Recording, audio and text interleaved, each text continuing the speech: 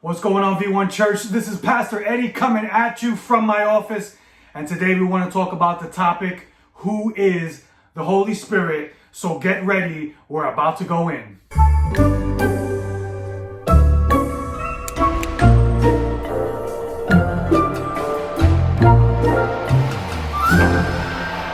Hey church, can we just give it up to our lead pastors that dropped that awesome message last week? Come on, let's give it up. So in this video, we're going to tackle three categories: the person, the purpose, and the promise of the Holy Spirit. The Holy Spirit is the third member of the Godhead and is probably considered one of the most misunderstood and forgotten member of the Trinity. This is largely due to the fact that we refer to the Holy Spirit as an it rather than a person. The Holy Spirit is not just some kind of force. The force is strong with this one. We see that the Holy Spirit has personal characteristics and attributes. Some of those characteristics and attributes include mind, speaks, teaches, testifies, bears witness, grieves, and is tested. We also see the Holy Spirit very much active in creation. Genesis 1:2 says, "And the Spirit of God was hovering over the face of the waters." The Hebrew word that's used there is called ruach. Gotta make sure you get that sound. And that word alone is used 378 times in the Old Testament. The word could have many meanings. It can mean wind, breath, or spirit. Just like the wind and breath are invisible, so the Holy Spirit is invisible. Just like the wind is powerful, so God's Spirit is powerful. And just like breathing keeps you and me alive, so the Spirit sustains our lives. So now that we talked about the person of the Holy Spirit, let's go into the purpose of the Holy Spirit.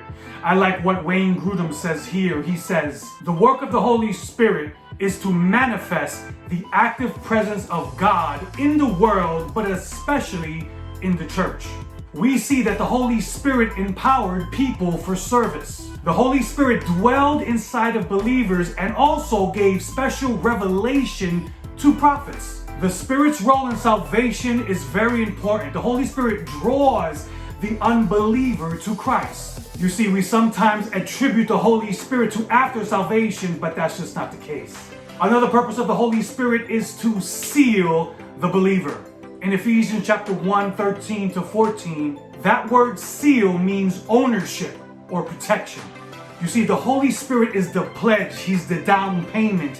He's the guarantee for you and me. The Holy Spirit has many names, but here are just a few. The Advocate, the Paraclete or Helper, Spirit of Glory, Spirit of Truth. You see, the Holy Spirit teaches us in prayer. The Holy Spirit also reminds us of Christ. And the Holy Spirit is always interceding for you and me. And lastly, what is the promise of the Holy Spirit? John 14:16 says this, "And I will ask the Father, and he will give you another helper to be with you forever." So here's the promise, church, that God sent the Holy Spirit to live inside you and me for eternity. Put it simply, the Father was the designer, Jesus was the executor, and the Holy Spirit is the beautifier. The Holy Spirit is to point people to Jesus, and that, church, is a promise. Well, thank you for watching this video. If you like this video, give it a thumbs up, share it, and we can't wait to see you at our next service.